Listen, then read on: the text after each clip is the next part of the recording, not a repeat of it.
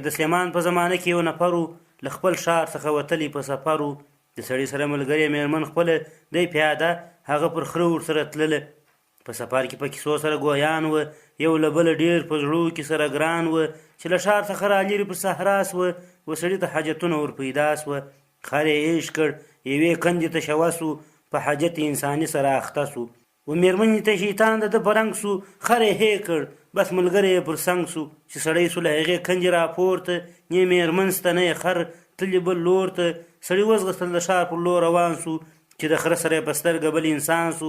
سمدستي یې مخ ته ورغلی، حیران سو چې د ده په رنګ پیدا څنګه انسان سو. سړي وویل شیطان ته چې ته غل یې، میرمن زما ده، پر لار تور سره مل یې. بیا شیطان ویل سړي ته چې سړی یې، ښځه زما ده، ته د غرونو لیونی. یو بل ته سره ګوري په خندا سوه، ښځه هم د خره له شا څخه راتا سوه. ګوري هر یوې د خپل خاوند په رنګ دی، د همدې پر سر د دواړو سره جنګ دی. یو وایي زما ده، بل وایي زما وه د پخوا څه. شیطان غږ وکړي میرمنې ته چې راسه. دواړو ښځې ته ویل کم دي خاوند دي، په موږ دوو کې کم یو ستا د زړه پیوند دي. میرمن وکتل چې دواړه په یو شان دي، پېژندل د خپل خاوند ورته ډېر ګران دي. هېڅ یې ونه ویل، چپه خوله سوه پاته، پر شا وګرځېده بېرته د خره خواته.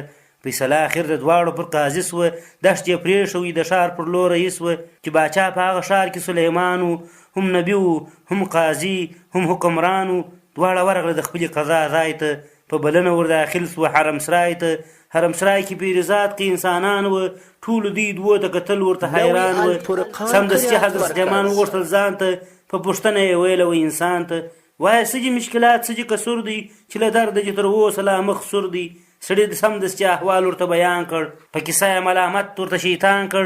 شیطان هم ورته شروع کړه کیسه خپله، په کیسو کې یې فرق نه و یو له بله.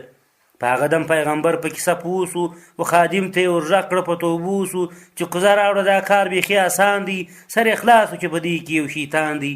خادم راوړله کوزه دستي میدان ته، نبي غږ وکړي انسان او هم شیطان ته، که هر یو دغه کوزې ته سو دننه، بختور دی د هغه د دا میرمنه.